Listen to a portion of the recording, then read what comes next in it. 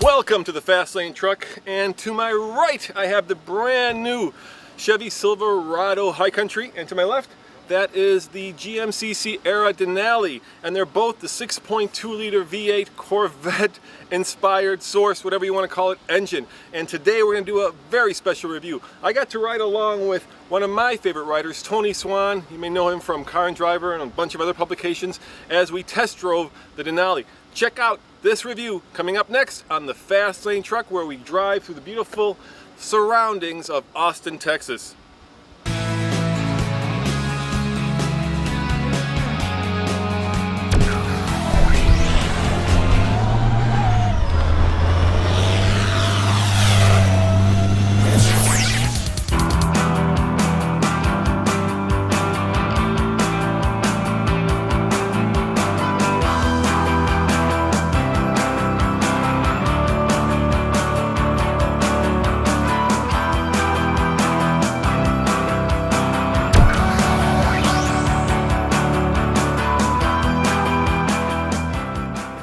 So I'm behind the wheel of the brand new Sierra Denali, the one with the 6.2 liter V8 that puts out 420 horsepower and 460 pound-foot of torque. And behind me is the man who knows all about this truck, Ken Bukowski. He's with Sierra, actually you're with GMC. And here is legendary rider Tony Swan. Tony, I am so happy to be with you. I have read you in Car and Driver forever. That's right. I know, when you were a little boy, and I just love hearing this stuff. No, not when I'm a little boy.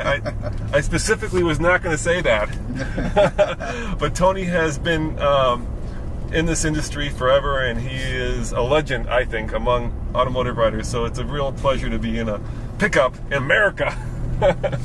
Driving a Chevy or and of course, let's not GMC. forget, a legend is something you can either believe or not believe at your discretion. A pleasure nevertheless. A pleasure nevertheless.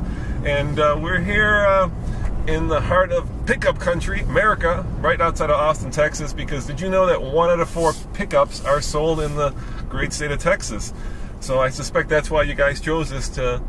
That's why. Yeah. That's why, and there are the deer right there. And it's a huge population of the of deer? Of deer. Percentage of the well, the deer, we eat them. But pickups are a huge percentage of the vehicle mix here in Texas, of course. Yes, they are. Obviously a big part of the culture down here. Yeah, it's the family truckster, it's the work vehicle, it's the go out on a date vehicle. I mean, this is pretty much the vehicle of choice for you Texans, as I'm sure you know. Not all of you, but a lot of you. And it's really interesting driving this new GM pickup, because we were just talking about this. Unlike the previous ones, whenever I drove a pickup, there was a sense that the front end was doing something different from the back end, right? You were steering the Queen Mary, and in the back, well, you didn't have really a sense for what was going on back there. There were wheels back there, but it never felt like it was the same vehicle. And this, to me, feels like it's one vehicle. That's not saying it feels like a sports car. Obviously, it's high up, it's got a lot of weight behind it, and it's got a lot of power with the new 6.2. A little bit of roar, too. And a little bit of roar, but, taking these corners is not something you'd want to do at a high rate of speed, just because this truck is built to tow, it's built as a work vehicle, it's not built to carve corners. Having said that, though, it is much more responsive, and it is much more car-like than any of the previous generations, and especially the interior. GM has really stepped it up with a much nicer interior. Everything feels high quality. There's no hard plastics for the most part. And I was just talking about this. I think that pretty much any creature comfort you can find in like a 7 Series BMW, and that includes heated and cooled seats. I don't know, what else? What else is there that's here that The driver alert package, the forward collision alert, lane departure warning technology. That's why he's the IntelliLink. That's why he's the GMC guy and I'm not. Anything you could probably get in a high-end vehicle, you can get in a pickup now. And the one thing that jumps out immediately is, well, let me be quiet. See what I mean? It's so quiet, and that's because you guys switched the door seals, right? We did. We changed the door design, so it's an inlay door design, we call it. It's set into the side of the body instead of going over the roof line. so that minimizes the wind noise, and triple door seals, as you were just about to say, all the way around. And actually, that's a bigger deal than you think, because out there you're probably thinking, so what, they slap down some door seals. But no, you have to actually change the way that the truck is constructed. You have to change the entire process of building this thing to do that, and it's very expensive. And you were saying that they made that decision during kind of the deepest, darkest death days of GM, when we weren't sure there was going to be a GM. It was, that's right, and it was the right decision too. You hear the results of the decision, or you don't hear it, I should say. Now, in case you're wondering, both of these trucks, the Sierra and the Silverado, are almost identical from a ride and handling point of view. Engine-wise, same engine. The biggest difference is there's this LED strip right there on the Sierra Denali, and of course, what we say about the Sierra, you can also say about the Silverado. So Ken, what do you think about this transition that we actually discussed earlier from having a V8 Rumble be part of the whole pickup experience, and this is a much quieter truck? Yeah, are you wondering if some people are going to find it a little disconcerting that they don't hear the rumble as much? Are we talking about a different kind of market character now versus when I was a lad? Yeah, great question. Yeah, I think so. I think people have much higher expectations about what they want out of a truck. I mean, trucks always got to be capable. They always have been. So that's kind of price of entry, and we deliver on that. But it's for lack of a better term, the civility, the ride quality, the seat comfort, the quiet. If you're going to invest in a crew cab pickup truck, you're going to spend a decent amount of money. And if it's going to be your everyday driver, and you're going to put your family in it and the kids and go on a vacation and hit the highway, it's got to deliver for you. People aren't going to compromise on that stuff. So what is your average transaction price? What's the average that somebody's going to pay for a Denali? For a Denali? Yeah, which is what we're in. So it's going to be in the low 50s. It depends on the drive type. The two-wheel drive starts at 48 MSRP, and the four-wheel drive starts at 51. And this one, I think, is about 55. I mean, it's got a couple of the options. There's just a small handful of options anymore. The sunroof is an option, and the rear seat entertainment. All right, how about the average GMC pickup transaction point? The average transaction point for a light duty is getting near 40, and that's driven by the fact that the majority of trucks are four-wheel drive crew cabs nowadays. Yeah, that's a lot of money. It is, and like I say, with that lot of money that folks want to give us, they have high expectations. They want a high level of features and a good overall experience. So the bar is raised in terms of the customer expectation for a truck, for sure. So let's floor it. So that is very powerful, and that is very muted, right? You don't get that kind of classic rumble that you would normally get out of a V8, especially one that is basically derived from the Corvette engine. Right, but you can feel it though, right? You can feel it, yeah. Yep. But, with great power comes great thirst, and you guys have not put out the EPA numbers, and I'm looking right now, average fuel economy on this loop, and this is, of course, in the mountains, hills of... We're in the hills. Yep. In the hills, and, we've been kind of flogging it. Well, Tony... Tony, don't pin it on Tony. You call that flogging? I'll show you flogging. All right, yes, been flogging. But the number I'm looking at is 12.9, which is... We've been driving it hard, though, I think. Going uphill a little bit.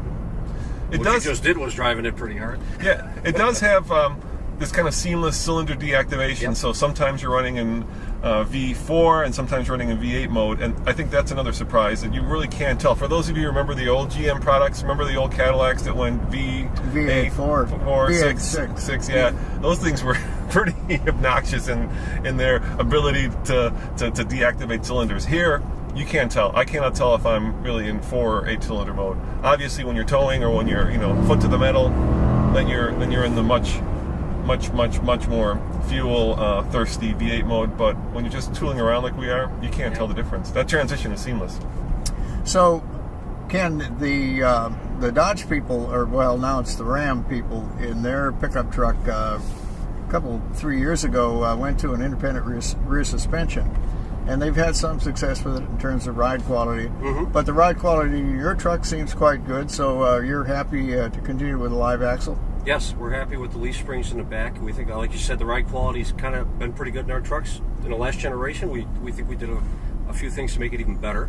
But we didn't compromise on any of the capability, the payload of the trailer. We didn't want to do that. That's a good question. And of course, Ram has also gone to air suspension in the light duty. So they've really upped their game.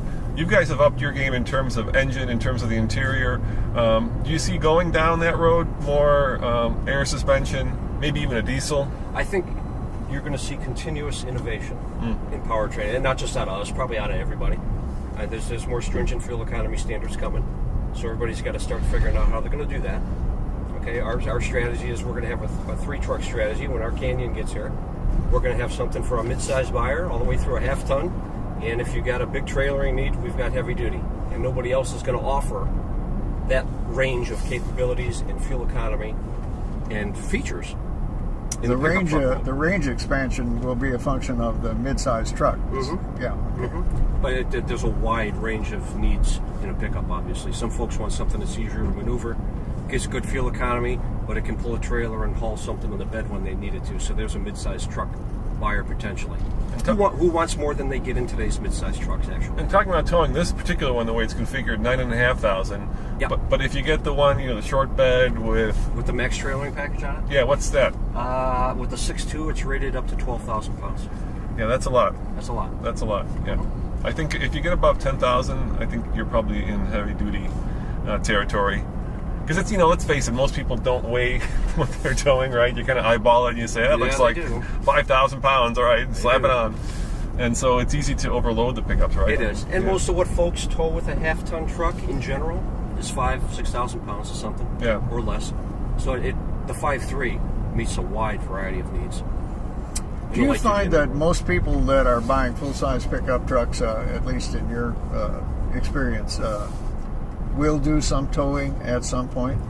They do, but I'll tell you what, it's probably maybe a quarter or just a little less than a quarter that don't tow but once a month, once every other month.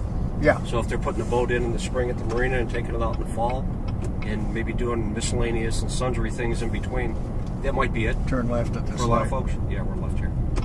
Well, thanks, guys. I think this was very instructive and certainly very informative. So on the TFL scale of buy it, lease it, rent it, or forget it, I don't know. I only got to drive the truck for maybe half hour, 18, 20 miles, something like that. And that's just not fair to the manufacturer or to the truck to do a complete rating. So you'll have to come back when we get the new 6.2 liter V8 in Colorado for hopefully the Ike Gauntlet and a complete Fast Lane Truck review. As always, this is Roman reporting for the Fast Lane Truck. Thanks for watching and see you next time. Remember, cars are for wussies. That's right, even though I drive them. These things are cool.